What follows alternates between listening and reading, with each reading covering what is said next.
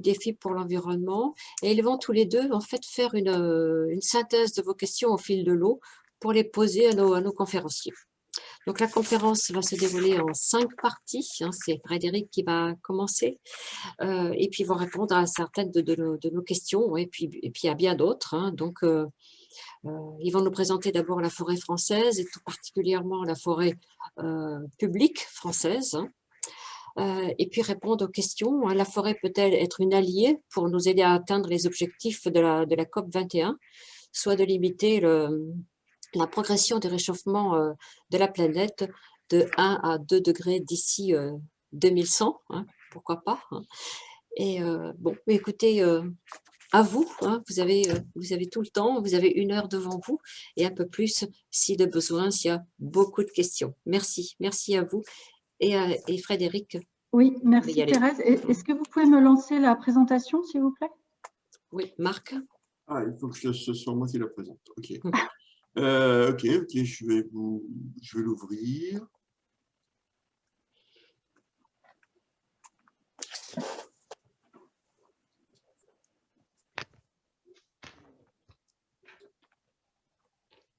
Bon. Sinon, je peux le faire. Hein. Oui. En attendant effectivement que ça s'ouvre, je voulais vous remercier pour votre invitation. Voilà, et vous dire tout le plaisir qu'on a à vous parler effectivement forêt. Voilà, donc si on peut mettre en plus grand, voilà, formidable. Merci beaucoup. Alors en revanche, je ne vais pas avoir, je pense, accès pour je vais le faire, Frédéric. Ok, super. Merci beaucoup. Donc, on peut passer à la diapo suivante, effectivement. Donc, avant de rentrer dans le vif du sujet des grands enjeux du climat, je souhaitais vous convier à une petite promenade en forêt. Cette forêt française, 4e forêt de l'Union européenne en surface, et qui occupe aujourd'hui 31% de notre territoire. La forêt accompagne nos sociétés depuis la nuit des temps. Son usage, bien sûr, a évolué au fil des siècles. Hein. Ça a été une forêt nourricière, une forêt des bois d'usage, très longtemps défrichée, surexploitée, une forêt productrice de bois de marine, puis de bois d'industrie. Aujourd'hui, elle nous abrite, elle nous chauffe, elle nous équipe et elle nous accueille. Et donc, cette forêt, contrairement à ce qu'on pourrait penser aux idées reçues, cette forêt française est en augmentation. Sa surface a été multipliée par 2 en 2 siècles. Donc, pourquoi? Parce qu'on a eu une augmentation des rendements agricoles, donc de la déprise agricole, l'utilisation des énergies fossiles, la substitution du bois par d'autres matériaux, et puis des politiques aussi de protection environnementale ou des politiques de reboisement qui ont permis d'avoir cette surface très importante, avec des réalités un peu différentes suivant les territoires, mais c'était important de rappeler cette mise en perspective. Une part importante des forêts se trouve en Outre-mer, notamment en Guyane. Et puis, notre forêt, elle est essentiellement feuillue à 72%, avec cette essence principale que vous reconnaîtrez chacun par rapport à vos régions d'origine: le chêne, le hêtre, le châtaignier, le pin maritime, le pin sylvestre, l'épicéa et le sapin. Diapo suivante, s'il vous plaît, Thérèse. Donc, cette forêt, elle est bien sûr répartie entre des propriétaires privés et des propriétaires publics. La forêt publique est gérée par l'ONF. Elle représente 25% de la forêt française en métropole, le reste étant privé. Et donc, l'ONF gère cette forêt grâce à, on est à plus de 9000 à l'ONF sur tout le territoire, et on gère cette forêt avec une gestion durable dans le temps long forestier. Donc, quand on parle du temps long forestier, attention, hein, on est sur des pas de temps de 80 à 160 ans, donc c'est une autre échelle de temps que celle qu'on a l'habitude de vivre au fil du temps. Et on est bien dans la suite de nos prédécesseurs. On travaille avec les enjeux actuels et pour les générations futures. Donc ça, c'est extrêmement important. Et notre slogan « Demain prend racine aujourd'hui » prend tout son sens à cet égard. Donc, les forêts publiques, c'est les forêts des collectivités, et les forêts domaniales, celles qui appartiennent à l'État. La gestion multifonctionnelle que l'ONF y applique permet en fait de prendre en compte l'ensemble des services écosystémiques qui sont rendus par la forêt.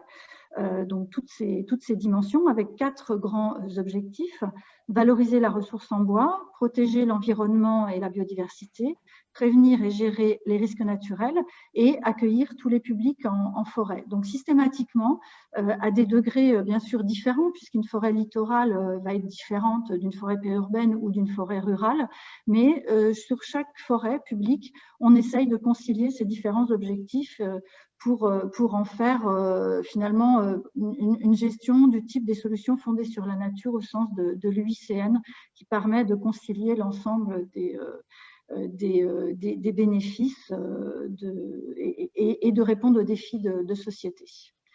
Diapo suivante, s'il vous plaît. Donc, le rôle vital de la forêt française, alors bien sûr, déjà au niveau bien sûr planétaire, hein, la forêt, c'est le 2e puits de carbone de la planète après les océans. Et pour la forêt française, cette forêt séquestre l'équivalent de 19% de nos émissions annuelles françaises de gaz à effet de serre. Donc, c'est important. C'est également un réservoir de biodiversité considérable, tout particulièrement dans les départements d'outre-mer. Et puis, cette forêt, c'est également une source de bien-être. On a 700 millions de visites chaque année, 30 000 km de sentiers aménagés qui permettent de découvrir la forêt. C'est une forêt qui nous protège. En montagne, lutte contre les avalanches, lutte contre l'érosion torrentielle et donc contre les inondations. Et également protection le long du littoral atlantique avec la protection des dunes qui permet de maintenir le trait de côte et d'éviter également des catastrophes d'inondation. Et puis enfin, cette forêt, c'est un levier de développement très important d'une économie verte. 425 000 emplois, c'est plus que les emplois du secteur automobile. Voilà, donc une grande richesse, et cette forêt, bien sûr, elle est menacée aujourd'hui. Elle est menacée par le changement climatique. On a eu des épisodes de sécheresse très forts ces 2 dernières années. On est rentré aujourd'hui dans des crises sanitaires très importantes, insectes, champignons, maladies, qui risquent d'aller en s'aggravant. Et donc, je vais passer la parole à mon collègue Lilian Duban, qui va vous parler de l'impact du changement climatique sur les forêts et des solutions qui sont mises en œuvre par nos services. Merci Frédéric pour cette introduction et cette entrée en matière. Alors voilà, pour ma partie, il y aura un petit peu d'animation. Alors, il ne faudra pas hésiter à faire défiler un petit peu. J'essaierai de m'adapter en fonction du discours. Donc, pour commencer, quelques éléments sur le système climatique et l'effet de serre. La principale source d'énergie à la surface de la Terre, c'est le rayonnement solaire, qui, donc, quand il frappe la surface, là, si on peut faire défiler l'animation, voilà, et réchauffe ensuite les éléments qui sont à la surface de la Terre. Et ces éléments émettent des infrarouges qui, eux, repartent en direction de l'espace. Si il n'y avait pas d'atmosphère, voilà, la température, elle serait de moins 19 degrés. Heureusement, il y a une atmosphère autour de la Terre et elle piège une bonne partie de ces infrarouges qui repartent en direction de l'espace, et ça, c'est l'action des gaz à effet de serre. Donc cette énergie, cette chaleur retourne à la surface de la Terre, ce qui fait que la température moyenne, elle est de l'ordre de 15 degrés, ce qui permet tout simplement la vie. Par contre, là, on est dans une phase d'une augmentation importante des concentrations de gaz à effet de serre dans l'atmosphère, et ce qui est problématique, ce n'est pas l'effet de serre en tant que tel, c'est l'augmentation de l'effet de serre qu'on est en train de vivre, qui va augmenter. Donc, il y a donc une augmentation qui est déjà en cours et à venir de la température, et c'est ça qui pose question. Et donc là, le GIEC, le groupe d'experts intergouvernemental sur l'évolution du climat, présente différents scénarios allant d'augmentation de 1,5 degré, donc on a évoqué les accords de Paris en introduction, à plus 4 degrés de température moyenne en 2100. Voilà, donc je reviendrai là-dessus par la suite. Alors si on rentre un peu dans le détail des gaz à effet de serre, donc le principal gaz à effet de serre, c'est effectivement le dioxyde de carbone, c'est celui qui est émis en plus grande majorité. Il a une durée de vie moyenne d'environ 100 ans dans l'atmosphère, et il provient principalement des énergies fossiles, que ce soit pour le transport ou pour le chauffage. Le second important gaz à effet de serre, c'est le méthane. Lui, il est quand même sensiblement différent, avec une durée de vie de seulement 12 ans. mais il a un impact important sur l'effet de serre, et lui, c'est plutôt des phénomènes de fermentation anaérobie, donc soit dans les rizières, soit pour les ruminants. Et enfin, il y a le troisième principal gaz, c'est le protoxyde d'azote, qui lui a une plus grande durée de vie, environ 115 ans, un pouvoir très fort de retenir la chaleur à la surface de la Terre, et il est principalement émis par l'agriculture pour l'utilisation d'engrais azotés. Donc voilà, même s'ils sont en faible proportion, le protoxyde d'azote et le méthane dans l'atmosphère, ils ont quand même un impact important du fait qu'ils retiennent plus la chaleur que le dioxyde de carbone. Si on regarde un petit peu les sources d'émissions de gaz à effet de serre, tout gaz à effet de serre confondu en France métropolitaine, on voit que c'est les transports qui dominent vraiment nos émissions de gaz à effet de serre, avec ensuite les bâtiments, il faut entendre le chauffage dans les bâtiments, l'agriculture et l'industrie. Voilà les principales sources de gaz à effet de serre en France. Alors là, il y a donc plusieurs graphes qui représentent l'évolution. Je suis désolé, la dynamique avec le réseau est peut-être pas très bonne. L'évolution des températures. Donc pour le graphe en cercle à gauche et en haut à droite la courbe. Donc ces températures sont représentées sur la moyenne 1850-1900, ce qui est avant qu'on ait vraiment un impact de nos émissions de gaz à effet de serre. Ce qu'on peut voir, c'est que donc sur cette période-là, on est aux alentours de 0, c'est normal, c'est la moyenne. Ensuite, jusqu'aux années 1950, il n'y a pas vraiment d'évolution. À partir des années 50, il y a une augmentation pour arriver à en moyenne 1,5 degré de plus que la moyenne pré-industrielle. Ça augmente très fortement à partir des années 1980 pour atteindre plus 1 degré dans les années 2000, et ça se termine sur des années exceptionnelles 2019-2020, où on se rapproche à l'échelle mondiale, ponctuellement sur ces années, du seuil de plus 1,5 degré, qui est le seuil des accords de Paris. Ce qui est intéressant de voir sur le graphe qui est en bas à droite, c'est les émissions annuelles de gaz à effet de serre en équivalent CO2. Et donc, on voit cette même dynamique, c'est-à-dire jusqu'aux années 1900, quelque chose de très faible. À partir des années 1950, une augmentation forte. Et ensuite, quand on atteint les années 80, un palier d'augmentation, et les années 2000, encore un palier d'augmentation. Donc là, ce n'est pas les concentrations, c'est les émissions annuelles. Donc, c'est-à-dire que le flux annuel est de plus en plus important. Donc, on émet chaque année plus de gaz à effet de serre. Et ce qui explique pourquoi l'augmentation des températures est importante. Donc voilà un bilan global sur le lien émissions de gaz à effet de serre, température à l'échelle mondiale. Si on poursuit, une approche un peu plus précise pour nous à l'échelle de la France, qui est... Ça ne va plus avancer. Ah. Pardon. Non, il n'y a pas de souci. Ça a l'air d'être reparti. Voilà. Une approche plus à l'échelle de la France. Cette fois, la moyenne est différente, une moyenne beaucoup plus récente, 1961-1990. Et ce qu'on voit, c'est que jusque dans les fins des années 80, ce que je vous disais tout à l'heure, là, il y a des années qui sont en dessous, des années qui sont au-dessus, c'est normal. On est autour de la moyenne. Par contre, à partir des années 80-90, on est tout le temps au-dessus et sensiblement au-dessus. Et malheureusement, je n'ai pas ce graphe jusqu'aux années 2018, 2019, 2020, mais voilà, on a battu des records 2018, puis 2020. On est sur des records de température moyenne annuelle en France. Donc là, on voit que cette augmentation à l'échelle mondiale, on la voit à l'échelle de la France. Et ce que vous pouvez voir, c'est que je vous disais tout à l'heure, ces années-là, on atteint 1,5 degré à l'échelle mondiale. Et là, on se rapproche des 2 degrés, des plus de degrés par rapport à cette moyenne, qui est en plus une moyenne plus récente que la précédente. Donc, tout ça pour dire que voilà, l'augmentation de température est plus rapide à l'échelle de la France. Et ça s'explique puisqu'à l'échelle du globe, il y a 70% d'océans et que ces océans sont un tampon thermique. Donc, tous les chiffres qu'on dit au niveau voilà, des accords de Paris, plus 1,5 degré, c'est une échelle globale. Et sur les continents, ça va environ 2 fois plus vite, ce qui explique pourquoi en France, voilà, les choses accélèrent. Alors, ces changements climatiques ont des impacts déjà visibles en forêt. Donc, vous voyez un exemple ici de résineux derrière qui ont perdu en bonne partie leurs aiguilles. Il s'agit d'épicéas. Et là, il y a un double effet des changements climatiques sur l'épicéa, c'est-à-dire que il y a à la fois le fait qu'il y ait des températures plus élevées, ils ont plus besoin d'eau, il y a des précipitations qui sont plus faibles l'été, et donc ils sont en souffrance. Ils sont en souffrance, et là, c'est un peu comme chez nous humains, leur système immunitaire est en baisse, ils sont plus capables de se défendre.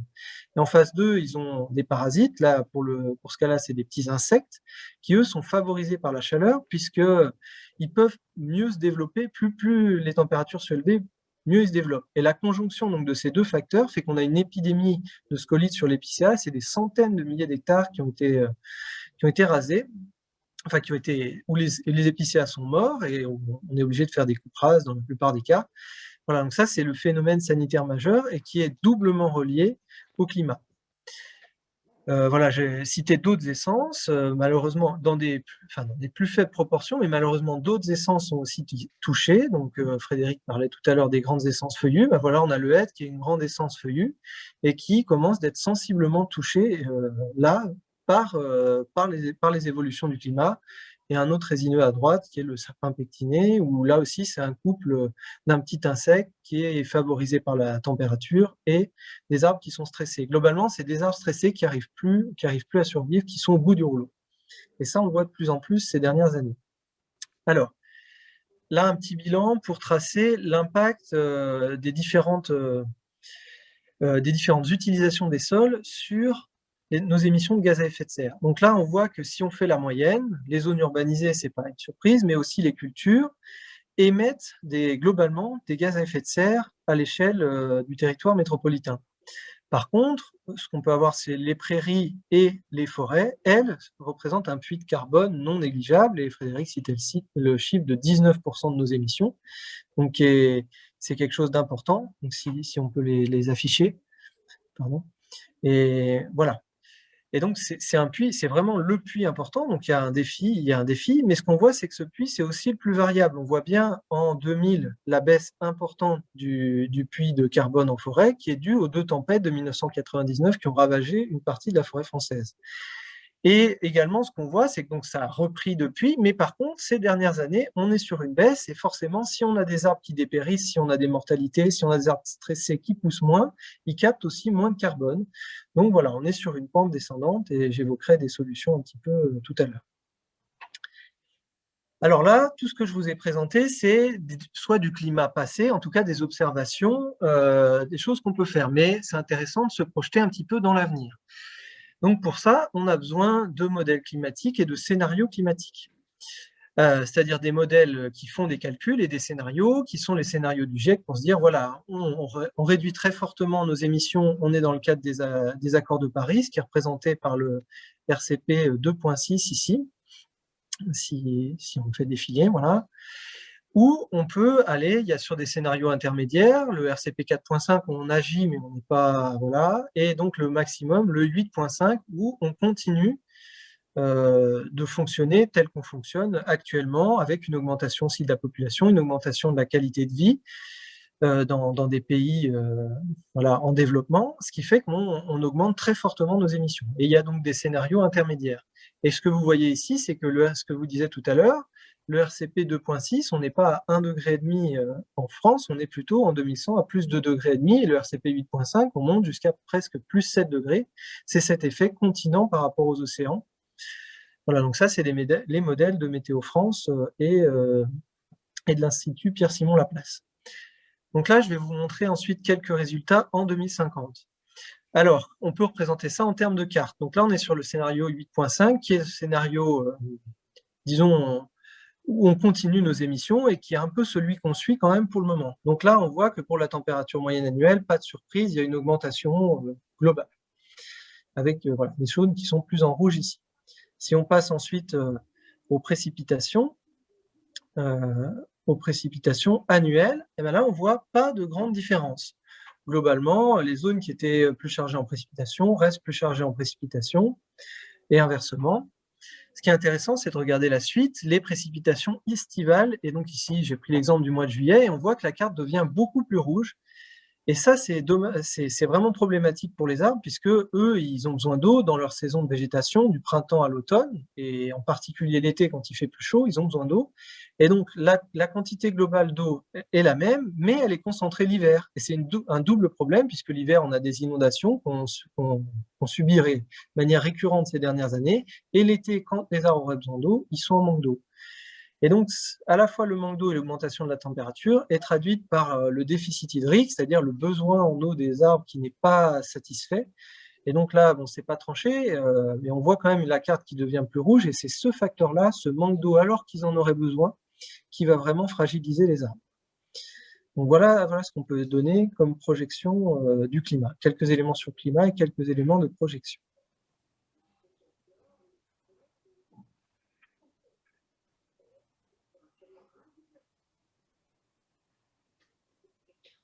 On peut poser des questions peut-être? Oui, Jean-Marie. Oui, Alban. Bon. Du coup, je vais reprendre, il y a une des questions qui a été posée. La question était la suivante. C'était, est-ce que finalement la navigation, on parle de voiture, mais finalement, est-ce que la navigation et puis le transport aérien ne sont pas aussi les moyens de transport qui aujourd'hui émettent le plus? On ne t'entend pas bien, Alban. Ouais, j'ai compris la question entre les différents types de transport. Effectivement, donc là, l'ADEME a tranché. J'ai une réponse plus précise parce que j'ai regardé bien les chiffres sur la partie avion. Effectivement, les transports en avion sont plus polluants. Effectivement, après, c'est à rapporter à la distance qui est parcourue et au nombre de personnes qui sont dans une voiture, parce que forcément, si on est 4 dans une voiture, on divise par 4 nos émissions. Donc effectivement, c'est un peu plus polluant pour le transport aérien que le transport en termes de voiture, mais voilà, on est quand même dans un même ordre de grandeur. Et par contre, si on regarde le transport ferroviaire, si je regarde toujours des choses comparables à l'échelle de transport à l'intérieur de la France, là, on est sur un facteur 100. Donc là voilà, l'impact, il est très important entre le ferroviaire et les autres modes de transport. Jean-Marie, d'autres questions? Oui, une autre question un petit peu différente. Comment empêcher les gigantesques incendies comme celui arrivé aux États-Unis ces dernières années? Alors, bon, je peux répondre qu'avec la vision française, hein.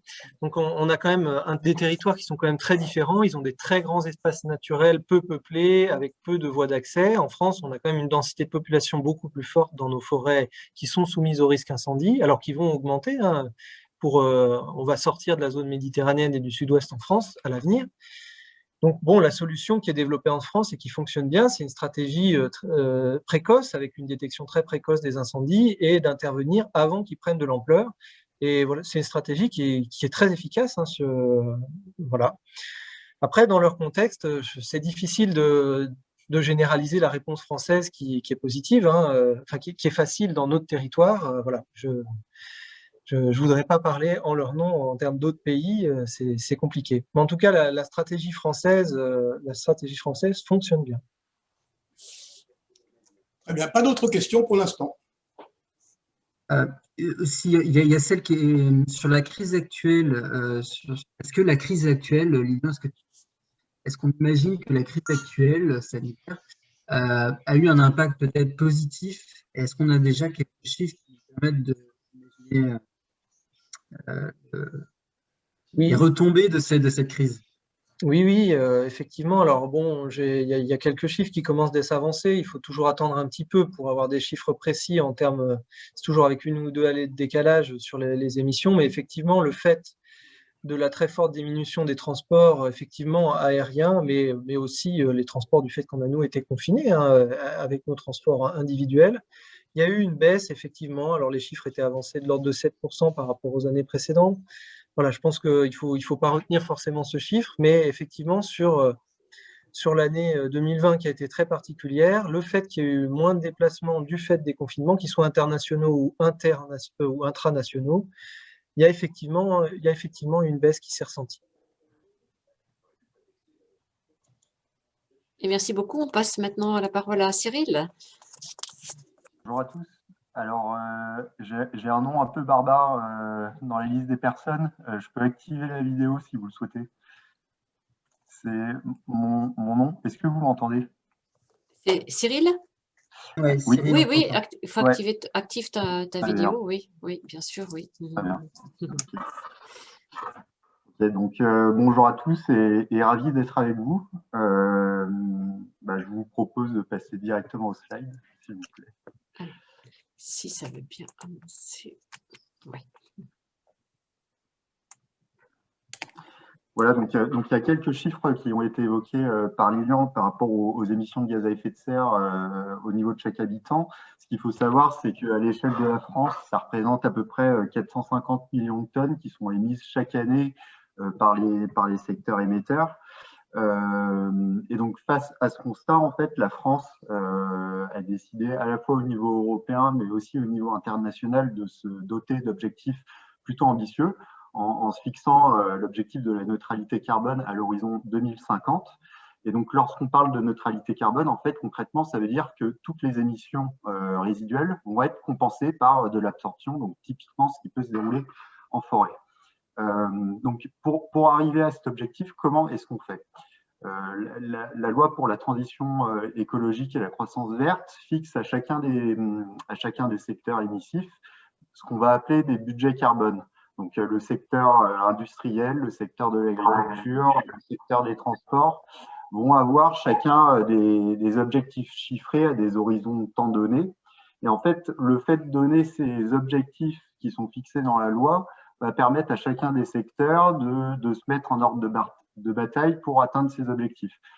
Donc, par exemple, je ne sais pas, le secteur des transports, si ça concerne des réglementations sur les moteurs thermiques et qu'on impose le passage au moteur électrique, derrière, il va y avoir tout le processus de R&D des constructeurs automobiles pour produire des voitures qui seront électriques et donc qui émettront moins. Et donc, voilà. Donc, l'objectif, c'est vraiment d'arriver en 2050 à 80 millions de tonnes pour ces secteurs émissifs. Est-ce que vous pouvez juste passer à la slide suivante, s'il vous plaît? Voilà, et donc ici, donc, ce que vous voyez sur les deux graphiques sur la droite, c'est la photo des émissions qu'on prévoit en 2050. Donc, on voit qu'il y aura une large partie des émissions qui seront liées à l'agriculture, donc essentiellement liées à l'élevage, qui représenteront plus de la moitié des émissions en 2050. Et derrière, il y a encore un certain budget qui est autorisé pour les industries, les déchets et le secteur des bâtiments. Et donc, en parallèle, en face de ces émissions, comme je vous ai dit, c'est la neutralité qui est recherchée, et on va essayer de stocker du carbone atmosphérique. Et donc ça va passer à la fois par ce qui va se passer en forêt, donc la séquestration, je vais y revenir par la suite, les effets de la filière aval de la filière forêt-bois, donc au niveau des produits bois, je vais vous en parler également. Puis derrière, il y a aussi le stockage qui peut être constaté au niveau des prairies, et également avec des techniques de capture et de stockage de carbone. Donc ça, en gros, ça consiste à mettre des filtres sur les cheminées des sites industriels pour capter le carbone dès la source et éviter qu'il soit relâché directement dans l'atmosphère. Et donc, par rapport à ces leviers d'atténuation, excusez-moi, juste sur la slide précédente, par rapport à ces leviers d'atténuation, ce qu'on voit, c'est que vraiment la filière forestière, elle va être mobilisée très largement, puisque c'est elle qui va permettre la moitié de l'objectif d'absorption reposera sur la filière forêt-bois. Et donc ça, ce rôle, c'est vraiment quelque chose qui est reconnu à la fois, la France se base sur cet objectif, mais il y a aussi une reconnaissance au niveau européen, tout en prenant en compte vraiment l'impact du changement climatique tel que vous l'a présenté Lilian avant moi. Vraiment, c'est reconnu ce rôle d'atténuation, mais en même temps, on sent qu'il y a la pression du changement climatique et cette vulnérabilité qui pèse sur les forêts. Alors, concrètement, lorsqu'on parle de séquestration en forêt, de quoi est-ce qu'on parle? En fait, tout se base sur le processus de photosynthèse. Donc, c'est une réaction chimique qui se produit lors de la journée. En gros, l'arbre, au niveau de ses feuilles, grâce à l'énergie solaire, va pouvoir capter le dioxyde de carbone atmosphérique, donc le CO2, l'assimiler et le transformer sous forme de carbone. Et ensuite, ce carbone va se retrouver dans toutes les parties de l'arbre, donc les feuilles, les branches, le tronc et les racines. Alors, Et donc ça, c'est voilà, un processus qui se produit tout au long de la journée. Et au fur et à mesure de la vie de l'arbre, en fait, on va avoir de plus en plus de carbone stocké. On va avoir de plus en plus de carbone stocké. Et c'est donc vraiment cet effet puits qui va être créé grâce au processus de photosynthèse.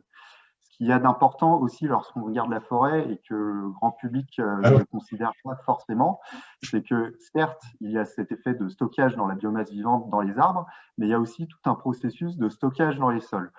Au fur et à mesure que la forêt va vivre, il va y avoir certains arbres qui naturellement vont dépérir, les feuilles vont tomber à chaque saison, etc. Ça va alimenter la litière et donc il va y avoir un travail de la microfaune du sol pour dégrader cette biomasse morte et donc l'assimiler dans les sols. Et donc au niveau de la forêt, lorsqu'on parle de séquestration en forêt, il y a à la fois les arbres, le sol, et chacun représente à peu près la moitié du stock de carbone au global. Par ailleurs, ce qui est intéressant lorsqu'on s'intéresse aux forêts, c'est vraiment le fait que finalement, c'est les sols forestiers qui vont stocker le plus de carbone comparé aux cultures.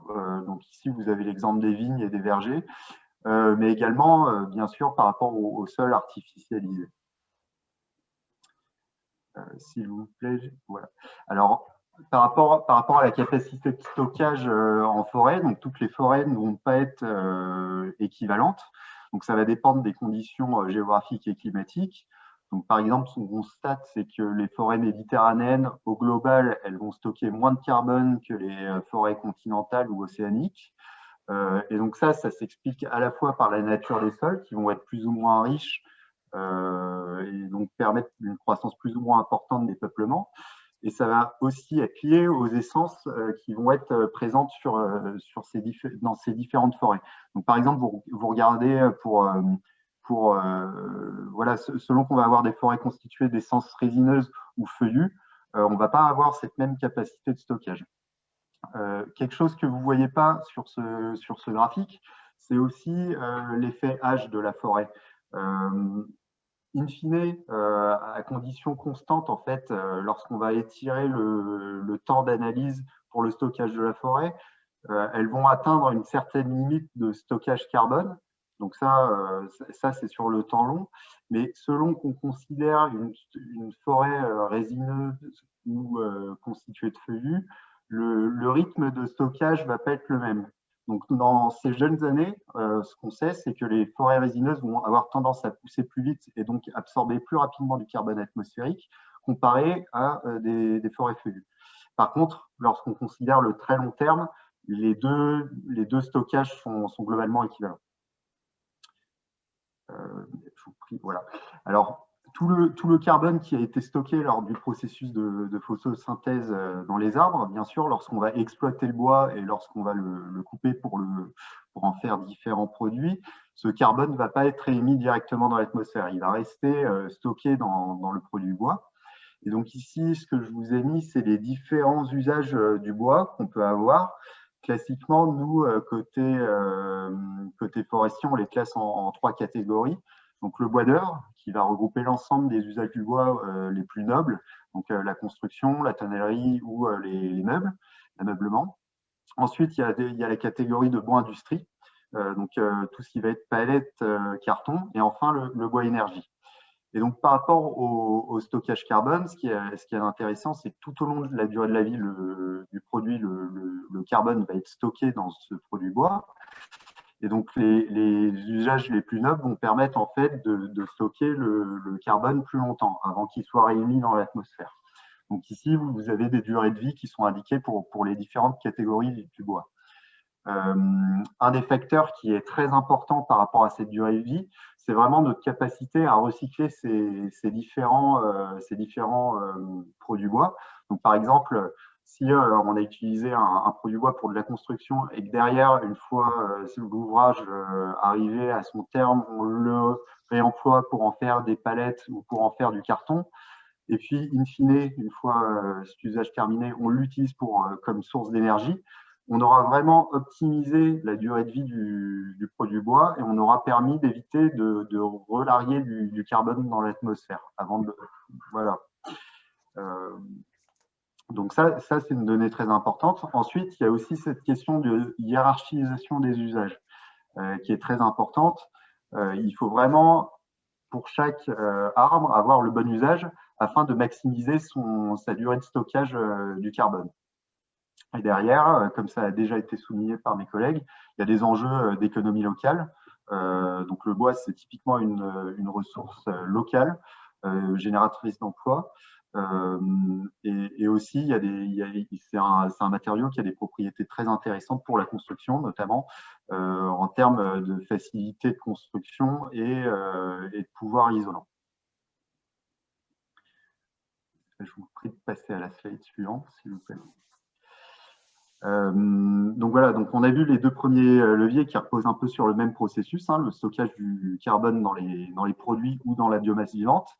Et il y a un troisième levier d'atténuation de la filière qui repose sur la substitution et qui va consister à dire qu'à chaque fois qu'on a recours à de la ressource bois, ça va se substituer à un autre matériau qui était plus énergivore. Et donc par exemple, lorsqu'on prend le cas de la substitution de matériaux, donc par exemple, ça va consister à dire qu'on va remplacer une poutre en acier dans une charpente par une poutre en bois, on va comparer les bilans carbone de ces deux solutions. Et pour la poutre en acier, il va falloir considérer le processus de construction de cette poutre.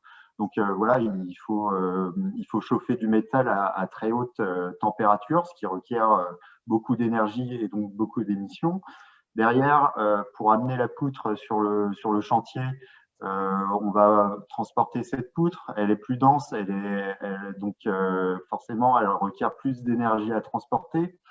Et enfin sur le chantier, pareil, pour monter les poutres et construire la charpente, ça va requérir plus d'énergie.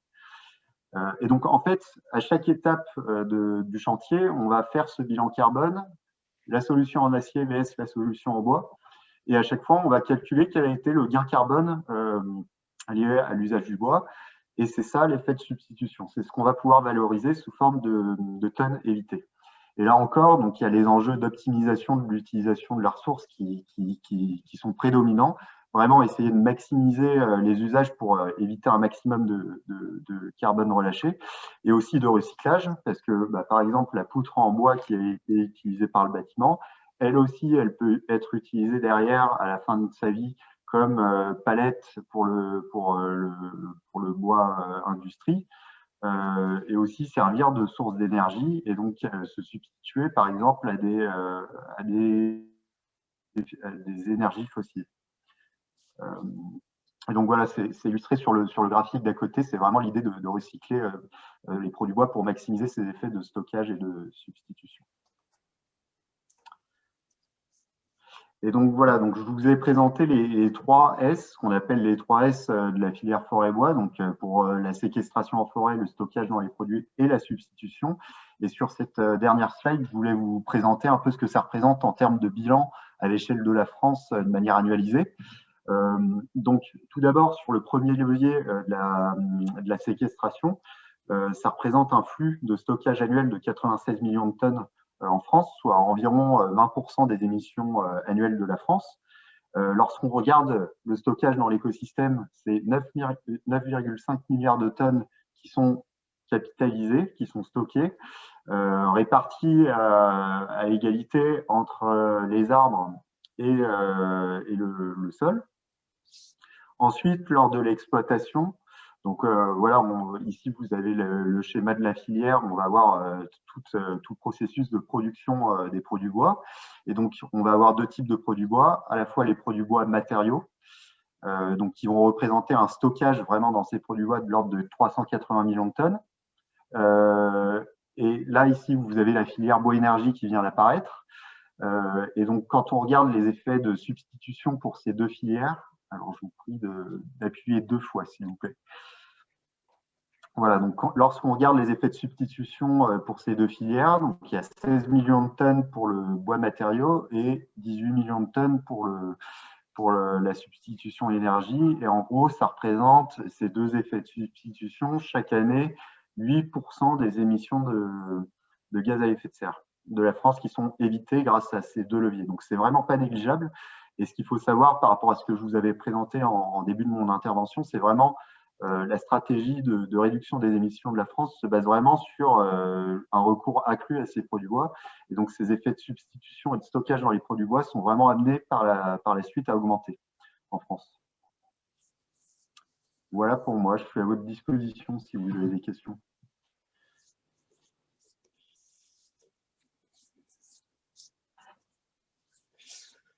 Alors, il y a au moins une question. Faudrait-il reboiser?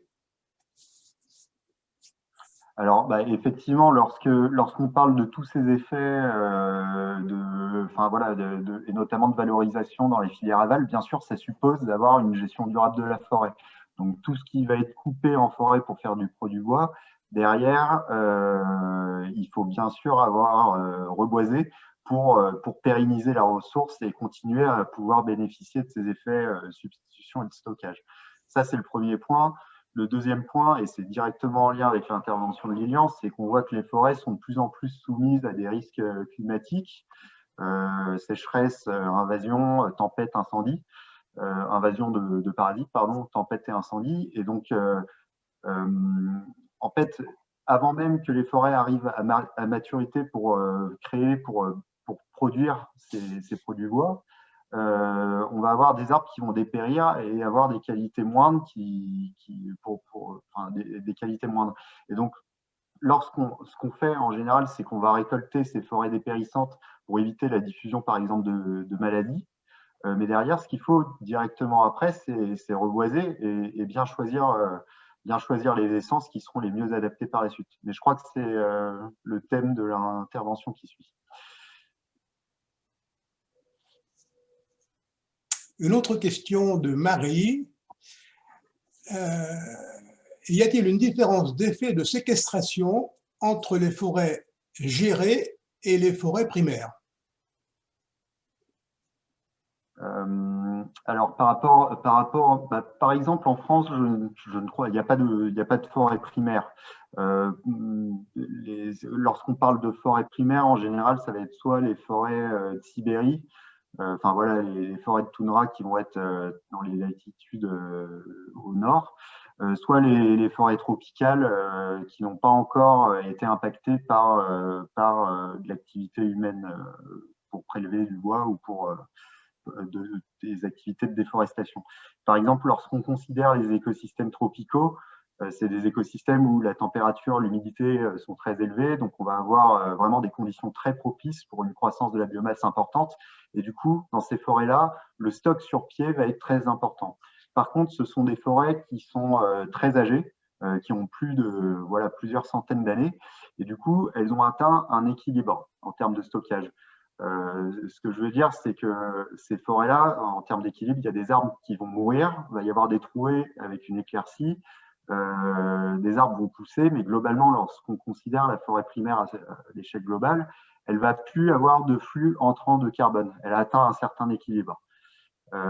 Tandis que, c'est juste ce point par rapport à la différence entre le stockage et le flux. Dans des forêts gérées, on peut optimiser la gestion pour chercher à maximiser l'effet, par exemple, de séquestration. Ça, c'est des choses qui sont possibles. Une dernière question d'Andrea. Les montants totaux des séquestrations incluent-elles les forêts d'outre-mer? Alors, par rapport à ce que je vous ai présenté, là, c'était des données du programme EFES. Donc, c'est un programme du ministère de la Transition écologique qui porte uniquement sur les forêts métropolitaines. Voilà, c'est tout pour l'instant. Merci beaucoup. Merci Cyril. On passe la parole à nouveau à Lilian. Merci Cyril pour la partie transition. Alors effectivement, une fois qu'on a fait ce constat-là, le constat de la difficulté des forêts et le constat de l'importance des forêts dans le cycle du carbone, se pose la question de comment est-ce qu'on peut agir. Alors, ce qui est intéressant de voir, c'est que là, je vous ai présenté des orientations pour le futur, mais on a aussi beaucoup d'incertitudes. Et face à l'incertitude, c'est difficile de dire « je tiens la solution gagnante, je vais avoir raison à coup sûr ». Et donc l'optique la stratégie qui est déployée à l'ONF en ce moment, c'est de travailler avec la forêt mosaïque. Alors une forêt mosaïque, ça veut dire une forêt diversifiée sur laquelle, alors à des échelles diverses, mais on travaille différentes solutions en espérant que plusieurs d'entre elles arrivent à de bons résultats et en essayant de travailler aussi la synergie entre les différentes options. Donc pour faire le lien avec la partie plutôt préservation, donc parce qu'il y a des enjeux effectivement en biodiversité, etc. Donc il y a des zones de forêt qui sont soit en réserve biologique intégrale, soit en îlot de sénescence, c'est-à-dire qu'on laisse vieillir et mourir les arbres. Une partie des arbres qui sont conservés pour la biodiversité. Donc il y a toute cette approche-là qui, on l'espère, va continuer de fonctionner. Après, dans la partie qui est gérée, il y a différents modes de gestion. Soit on travaille par parcelle, les arbres arrivent à maturité, on les récolte et on part sur la génération d'après, mais on peut aussi, donc ça c'est la futaie régulière. On peut aussi faire ça à une échelle plus fine, c'est la futaie irrégulière, c'est-à-dire que cette fois on travaille par petites trouées, comme expliquait Cyril tout à l'heure. Donc ça crée des peuplements qui sont différents en termes d'âge. Globalement, on a aussi des peuplements différents en termes d'âge à l'échelle d'une forêt, différents en termes de répartition spatiale des arbres et aussi en termes d'espèces. Donc c'est cette diversité de solutions dans laquelle on a espoir qu'il y ait des solutions qui soient porteuses pour le futur, pour avoir une forêt qui continue de donner satisfaction sur les principaux services qu'a expliqué Frédéric en introduction, la production de bois, la biodiversité, l'accueil du public en forêt et la captation de carbone, bien sûr. Donc voilà, l'approche, elle est vraiment de diversifier. Après, si on regarde un peu plus précisément au niveau du renouvellement et de la plantation. Voilà un graphe donc, du GIEC qui permet de voir la capacité de migration naturelle des arbres en fonction de l'évolution du climat. Donc là, c'est en kilomètres tous les 10 ans. Donc vous voyez, le RCP 2.6, c'est les accords de Paris, mais de manière stricte, 1,5 degré. Je vous ai dit que tout à l'heure, pour le moment, on était quand même sur un scénario d'augmentation forte. Donc sur ce scénario-là, on n'aurait pas de problème. Mais dès le scénario intermédiaire 4.5, qui est le scénario 2 degrés à l'échelle mondiale, on atteint la limite de ce que les arbres peuvent faire naturellement. On dirait, voilà, par exemple, les écosystèmes méditerranéens, les chênes pubescents, les pins d'Alep, qui pourraient remonter et suivre l'évolution du climat. Ben là, pour tous les autres scénarios, on est en dehors de cette capacité-là, d'où la nécessité qu'on a en termes de forestiers sur une partie des surfaces à intervenir pour aider la dynamique naturelle, et c'est ce qu'on appelle donc la migration assistée. Voilà. Pour vous dire que la vitesse, ce qui est important de retenir, c'est que la vitesse de l'évolution climatique est supérieure à la vitesse à laquelle les écosystèmes forestiers les arbres peuvent migrer, puisque un arbre, il ne peut pas bouger, il faut forcément que ce soit ses graines et la génération d'après, et tout ça est relativement lent, vous voyez, de l'ordre de 20 km tous les 10 ans, donc 2 km par an pour les espèces les plus pionnières. Comme le bouleau. Et le hêtre, où la majorité des arbres sont beaucoup plus faibles. Alors, oui, non, mais c'est bon, c'est très bien, merci. Alors, un autre levier, on a quand même des leviers sur la sylviculture. Donc, vous voyez sur l'image d'en haut, donc ce sont des hêtres qui sont serrés les uns contre les autres. Donc, vous imaginez quand il y a plus de besoins en eau et donc des sécheresses plus importantes l'été, des températures plus élevées, si tout le monde est serré dans le même bol de ressources, ça crée des dépérissements plus importants. Donc, on a un levier, le premier levier qui est le levier sylvicole, et d'essayer de tendre vers la photo du bas, d'avoir des forêts plus claires, mais ce qui fait aussi plus d'eau pour chaque arbre, individuellement. Et donc, des arbres, l'objectif, c'est d'avoir des arbres en bonne santé qui soient capables de résister eux-mêmes aux évolutions du climat, aux attaques de parasites, etc. Parce qu'on on peut pas les aider. Une autre solution, c'est de travailler sur la diversité des espèces. Or, je vous ai montré tout à l'heure qu'on a un certain nombre d'espèces. Donc, vous avez vu l'épicéa. On a eu des problèmes aussi importants sur le frêne avec une maladie qui a été importée d'Asie, des dépérissements qui commencent de se voir sur le hêtre, sur le sapin et même sur le chêne. Et si on veut diversifier et pas mettre tous nos œufs dans le même panier, il faudrait qu'on ait une palette plus large d'espèces. Or, il faut déjà passer par une phase de recherche pour voir où on en est, et c'est l'objectif de test en gestion qu'on appelle îlot d'avenir. Donc là, je vous ai présenté 3 essences qui ont été testées cet hiver. Le calocèdre qui est originaire des États-Unis, le chêne zéen qui est lui originaire du Maghreb, et il y en a un petit peu en Espagne aussi, et sur la droite, le cyprès de l'Arizona, qui est lui aussi originaire des États-Unis. Et l'objectif, c'est de tester, de voir comment ces essences qui sont dans leur milieu d'origine bien plus résistantes aux sécheresses vont s'adapter, et est-ce qu'on pourrait les utiliser, pas pour remplacer les autres, mais pour diversifier, pour avoir un panel plus large. Et je vous ai mis voilà, des images de ce que peuvent donner des arbres adultes qui sont dans des arboretums en France. Donc voilà, qui ressemblent à des résineux ou à des chênes. Donc ce qui est important de retenir, voilà, c'est vraiment ce qu'a dit Cyril qui est fondamental. Le rôle des arbres, il est à la fois de capter le carbone en forêt et après tout l'impact que ça a en tant que matériau bois qui est vraiment très important. Ce qu'on voit aussi, c'est ce que je vous ai présenté en premier, c'est que les impacts ils sont déjà visibles sur la forêt française et vu qu'on est sur un pas de temps long, des impacts en quelques années, voilà, impactent des dizaines d'années de plantation par la suite du fait du cycle long des arbres. Et là, le pas d'atténuation sans adaptation veut bien dire que si on veut que la forêt ait un rôle fort dans le cadre pour limiter nos émissions de gaz à effet de serre, il faut aussi une forêt en bonne santé, une forêt qui pousse, donc une forêt qui est adaptée à ces nouvelles conditions climatiques. Et donc l'atténuation ne peut pas aller sans l'adaptation. Et donc voilà, ça c'est après une réflexion plus globale qui dépasse nous en tant que forestiers, voilà, et qui englobe la totalité de la filière et les choix qu'on peut faire en tant que société.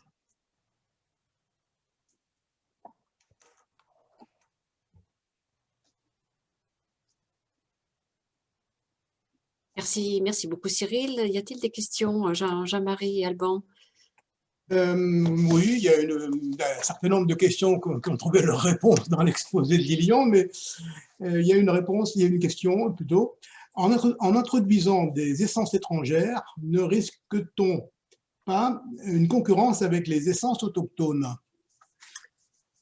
Alors, l'objectif, effectivement, est qu'on ne rentre pas dans un système de concurrence. Ce que je vous ai montré, là, c'est bien un projet de recherche, c'est-à-dire qu'on va être sur des petites parcelles, 1 ou 2 hectares, et on teste l'espèce. Donc, pour le moment, on n'en est pas du tout dans le cadre d'une concurrence, puisque c'est un dispositif de test. Et justement, un des intérêts de ce dispositif de test, au-delà de voir si ces espèces sont capables de fonctionner dans nos écosystèmes et de mieux résister aux conditions climatiques qui deviennent plus difficiles en termes de sécheresse, c'est aussi de voir, voilà, on a déjà sélectionné des espèces qui ne sont pas invasives, mais de vérifier qu'elles ne sont pas invasives, etc. Et donc, l'objectif est vraiment de travailler à multiplier les options et surtout pas on n'est pas sur nous on parle ça de substitution, on ne veut pas du tout substituer les peuplements, c'est bien de la diversification. Donc, voilà, on met tout en œuvre pour qu'on en tire le maximum de la complémentarité et surtout pas arriver à supplanter les espèces qui sont présentes dans nos écosystèmes, qui, on l'espère, vont pouvoir continuer le plus longtemps possible. Merci. Une question qui vient d'arriver, très intéressante. Quel est le rôle des arbres dans les précipitations? Alors effectivement, c'est une question intéressante. Il y a eu des études là-dessus, et effectivement, le fait que les arbres ont la capacité, donc voilà, si on part du départ, on arrive au niveau de l'océan, il y a évaporation de l'eau, l'eau arrive par le flux atmosphérique au-dessus des continents, elle tombe au sol sous forme de précipitation. Et les arbres ont la capacité donc en grande quantité de puiser cette eau, et ils en ont besoin pour leur fonctionnement, et ils l'évaporent au niveau des feuilles. Et cette évaporation fait que ça recharge en humidité atmosphérique l'atmosphère, et si on continue, si le flux atmosphérique continue de pousser cette humidité, ça va reformer des pluies plus loin, et donc ce qu'on voit, c'est que voilà, les forêts ont un rôle pour transporter cette humidité atmosphérique et faire qu'il va y avoir des précipitations plus à l'intérieur d'un continent, alors que s'il n'y a pas de forêt, eh ben, au bout d'un moment, il n'y a plus d'humidité dans l'air et il n'y a plus de précipitations. Donc ça a un rôle important, mais on va dire à des échelles de l'ordre du continent et pas de la centaine de kilomètres. Voilà. Mais c'est effectivement un rôle très important. Autre question, quelles sont les complémentarités possibles entre les stratégies des autres pays de l'Union européenne en termes de gestion forestière? Alors, il y a effectivement une synergie en particulier entre les gestionnaires de forêts publiques à l'échelle européenne. Il y a un groupe qui réunit, et donc pour la France, c'est l'ONF. Oui, il y a une synergie. Bon, pour ma part, j'ai pu travailler avec des Belges, on a des discussions avec des Allemands, avec des Suisses, donc sur les pays limitrophes, ils sont sur les mêmes problématiques, ils ont les mêmes problématiques de dépérissement que nous, et cherchent aussi des solutions en diversifiant les espèces dans leur renouvellement. Donc, j'ai vu passer une question sur la monoculture tout à l'heure, donc qui a trouvé sa réponse. On est bien sur trouver une approche qui n'est pas de la monoculture sur des grandes surfaces. Ils ont à peu près la même vision. Après, c'est sur... voilà, c'est des choses, ce que je vous ai montré, les tests d'espèces, on en est à la phase de la recherche du développement, et ils en sont aussi à ce stade-là. Voilà. Peut-être en complément par rapport à ça, peut-être sur un niveau plus politique, par exemple, les pays de l'Union européenne ont adopté des règles assez contraignantes vis-à-vis de la déforestation importée pour s'assurer que le bois qui venait des pays tropicaux n'était pas issu d'une exploitation illégale. Et donc ça, c'est quelque chose qui est très fort. Tous les pays se sont mis d'accord sur les mêmes règles pour accepter le bois et contrôlent à leurs frontières qu'il n'est pas issu voilà, d'une déforestation illégale massive dans un pays du Sud. Donc ça peut être, enfin, la filière forêt-bois, je pense que c'est important aussi d'avoir cette vision assez internationale de ce qui se passe aussi dans les pays du Sud, quoi. Ok, bon, il y a une autre question, mais je la poserai à la fin parce qu'elle est un peu plus générale, d'actualité, mais un peu trop précise, donc on verra plutôt à la fin. D'accord. Merci Cyril.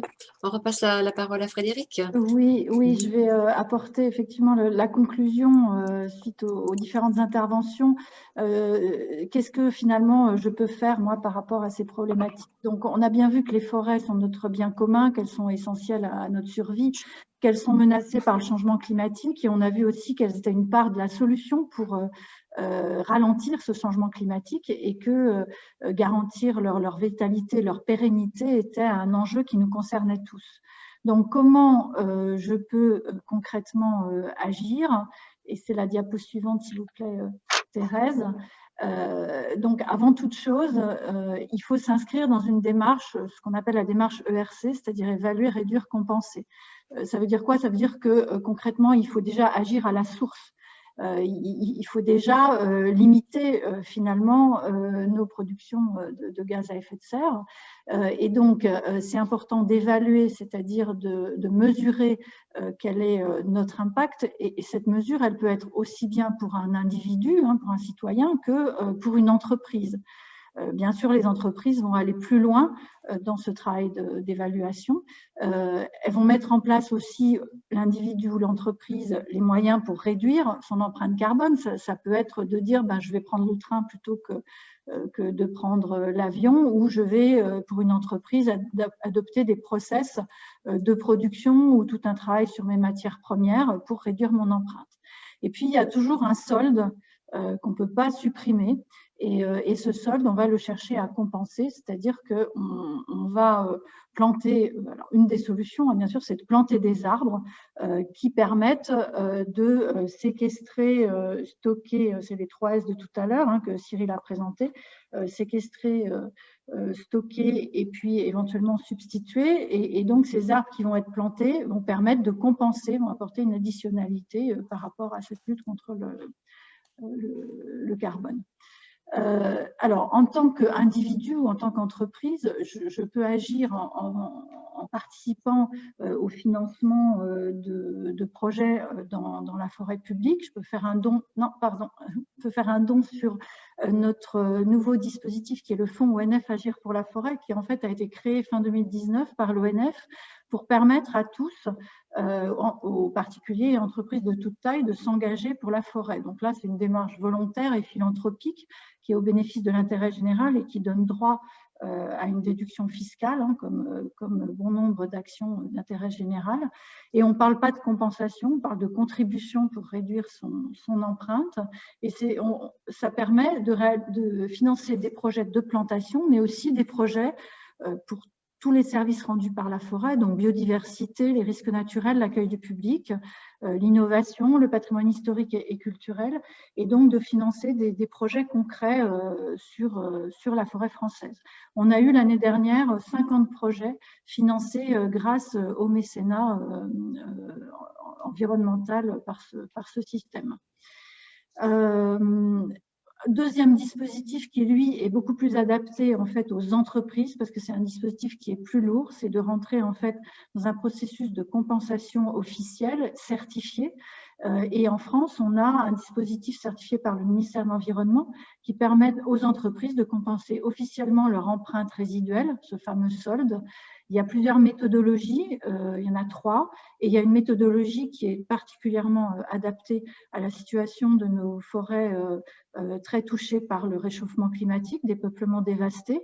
Et donc, c'est ce label bas carbone qui démontre l'additionnalité d'un projet par rapport à la compensation carbone. On a à peu près 200 000 hectares qui seraient concernés par cette labellisation potentiellement, et pour un potentiel de compensation à l'hectare de 150 tonnes de CO2 par hectare. C'est très peu calculé sur une durée de 30 ans. C'est très peu parce que nos forêts tempérées séquestrent, elles poussent à une vitesse relativement lente, vous avez pu le constater par vous-même, et donc elles séquestrent assez lentement le carbone. On a aujourd'hui 7 projets labellisés pour 9000 tonnes de CO2 à compenser. Et donc, les entreprises peuvent acheter ces crédits carbone certifiés. C'est un process qui est assez lourd, donc qui n'est pas forcément facilement utilisable pour le particulier. Et diapo suivante, autre manière d'agir, et là on va rejoindre finalement un projet des Lions Club, c'est de s'investir personnellement, c'est-à-dire de donner de son temps pour des actions éco-citoyennes. Et vous allez participer du 19 au 21 mars à un défi pour l'environnement, une action de ramassage de déchets en forêt. On sait que ces déchets, ils sont très néfaste pour l'environnement, hein. C'est une pollution visuelle, mais c'est aussi un risque de pollution des sols, des eaux, c'est toxique pour la faune, ça dégrade les habitats, aussi bien faune et flore. Et puis, c'est susceptible, via les déchets verts, d'introduire des espèces invasives qui présentent un risque considérable pour la forêt. Donc, ce type d'action, concrètement est positif en termes de résultats, mais aussi de sensibilisation. Donc, je pense que Thérèse vous en parlera, mais ce qui est important, bien sûr, avant de ramasser ce qui est jeté, c'est d'éviter de jeter, d'où l'intérêt de cette sensibilisation en amont. Et pour en savoir plus, on vous propose la semaine prochaine, c'est la diapo suivante, de suivre la conférence suivante sur la biodiversité en forêt, mais je vais peut-être laisser la parole à Thérèse. En tout cas, merci beaucoup pour votre attention et on est prêt encore à répondre à quelques questions. Merci beaucoup Frédéric. Je pense qu'on va passer effectivement la parole à Jean-Marie et puis à Alban pour poser les questions directement. Alors, il y a encore effectivement deux ou trois questions. Je commence par Véronique, qui habite à côté d'une forêt et qui a plein de jeunes poux dans son jardin. Elle voudrait les replanter dans un autre bois. Est-ce possible? Alors, oui, c'est possible, c'est toujours possible. Après, il faut savoir que l'acte de plantation, c'est quelque chose qui est très technique. Il ne faut pas planter n'importe quoi, n'importe où. Ça, c'est la première chose. Il faut que les essences qui sont plantées soient adaptées au sol et aux conditions climatiques. Alors, si c'est une forêt qui est très proche, ça sans doute ne posera pas de problème. Mais il faut aussi savoir comment planter à un endroit où il y a suffisamment de lumière, où il n'y a pas trop de végétation concurrente. Il faut bien installer le plan. Ensuite, il faut le suivre. On peut avoir des dégâts de gibier. Et il y a un entretien dans les années qui suivent. Donc la plantation, c'est un geste technique professionnel et qui doit être fait dans des conditions de suivi régulières et professionnelles. Après, peut-être que les petites transplantations prendront, mais à l'échelle d'une forêt, ça représente peu aussi. Merci. Ok, bon, voilà pour Véronique. Les forêts du Grand Nord sont-elles plus impactées que les nôtres? Alors, du Grand Nord, c'est-à-dire… Plus au nord que chez nous, quoi. D'accord. Moi, je n'ai pas la réponse à cette question. Lilian, peut-être, Ouais, si tu as la vision de l'Europe du Nord. Je peux donner des éléments de réponse. Alors, pour le moment, on peut dire que c'est des zones qui climatiquement avaient de la marge, voilà, en termes de précipitation, d'humidité. Donc, je dis, elles avaient de la marge. Par contre, les conditions, le réchauffement climatique va plus vite dans ces zones du Nord que la moyenne globale. Donc, en même temps, la marge, elle se fait grignoter plus rapidement que ce qu'on voit chez nous. Donc, bon, c'est difficile à dire pour le moment. Je pense pas qu'il y ait de… Enfin, on n'en est pas sur des mortalités au point de celles qu'on les connaît, mais par contre, leur marche se fait éroder très rapidement. Donc, on peut se poser effectivement des questions importantes sur ces forêts du Grand Nord par la suite. Et la dernière question que je vais réserver pour la fin, sujet d'actualité, je ne sais pas si vous pourriez y répondre, les conséquences de tout ce qui se passe dans la forêt amazonienne.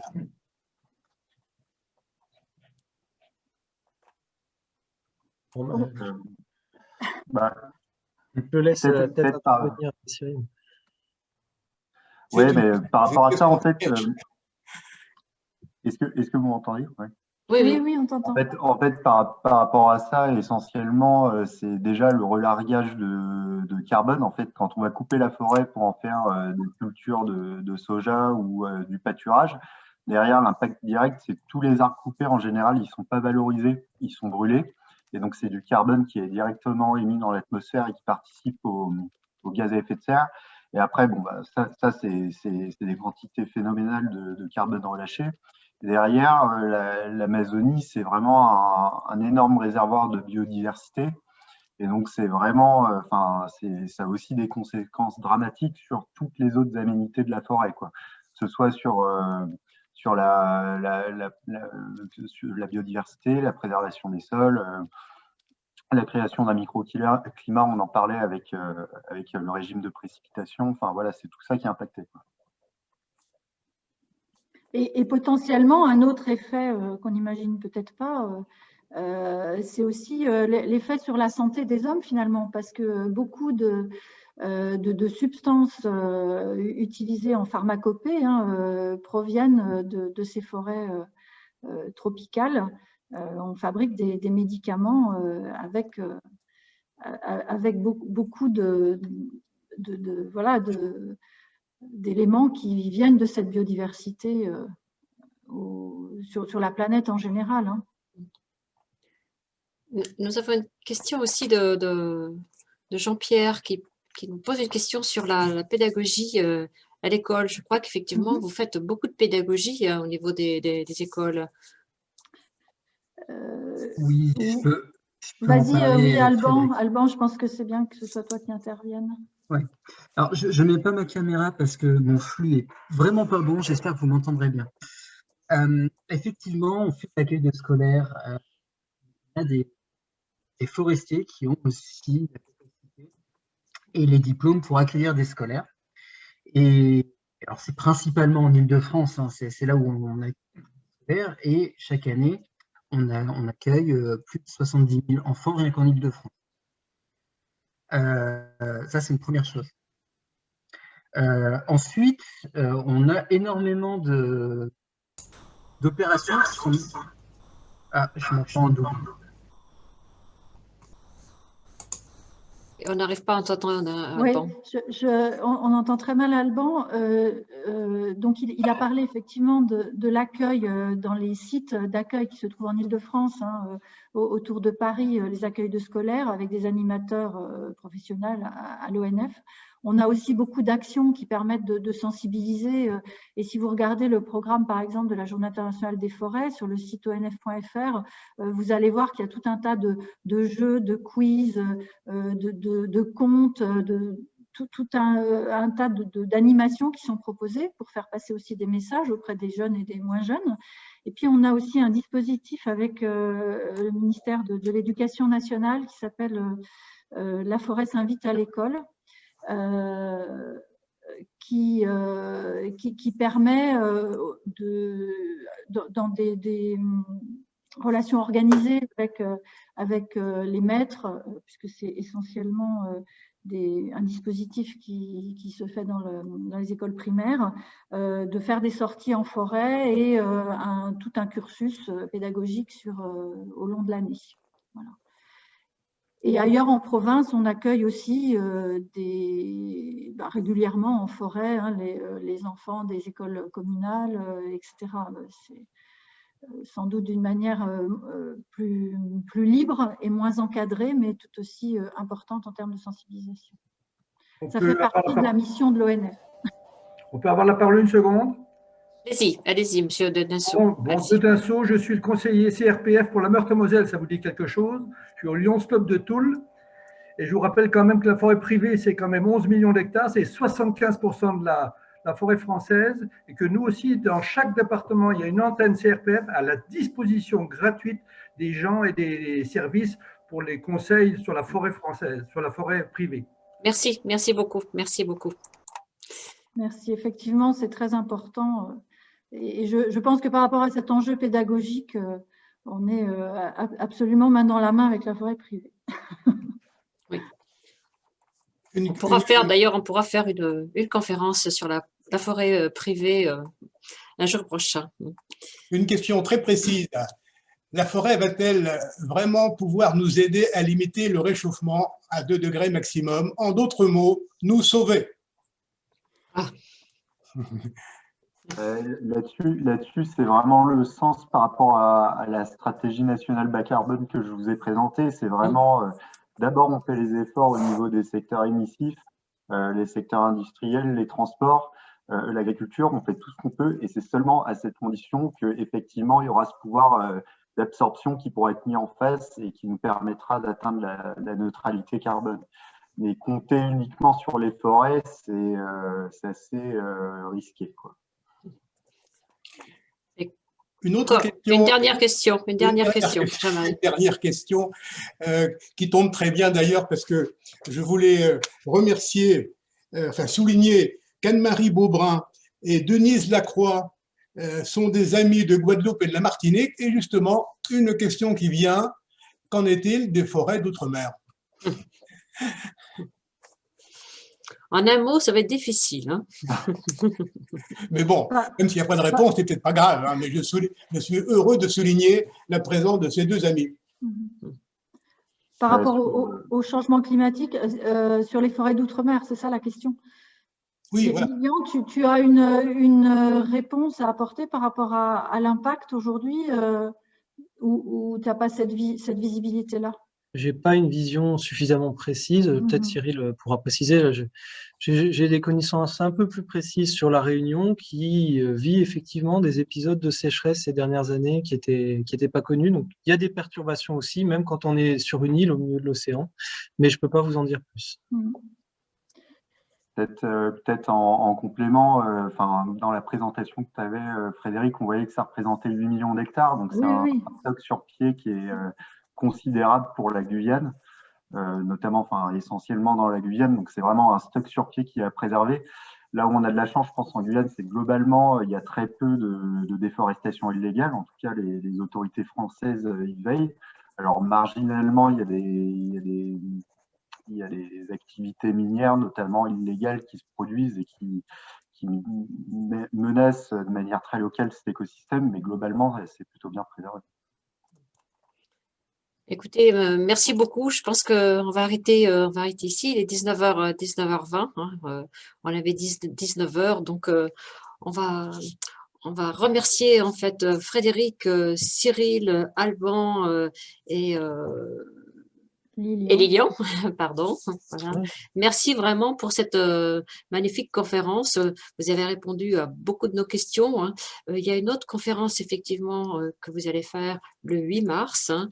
Ce sera à quels enjeux la biodiversité forestière doit-elle rejoindre doit-elle répondre, pardon, j'arrive plus à lire aujourd'hui.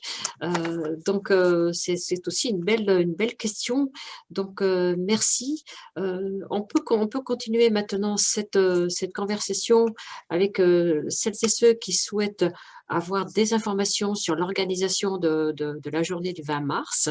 Donc, Frédéric, Lilian, Cyril, Alban, ben, vous pouvez rester ou nous quitter comme vous le souhaitez. En tout cas, merci beaucoup pour cette magnifique conférence. Merci beaucoup. Merci à tous. Ouais, merci beaucoup. Merci. À tous. Merci. pour votre Et puis attention. au 8 Bonne mars. soirée. Au 8 mars. Au 8 mars, absolument. Merci. Au revoir. Au Au revoir. revoir. Merci. Merci beaucoup. Au revoir.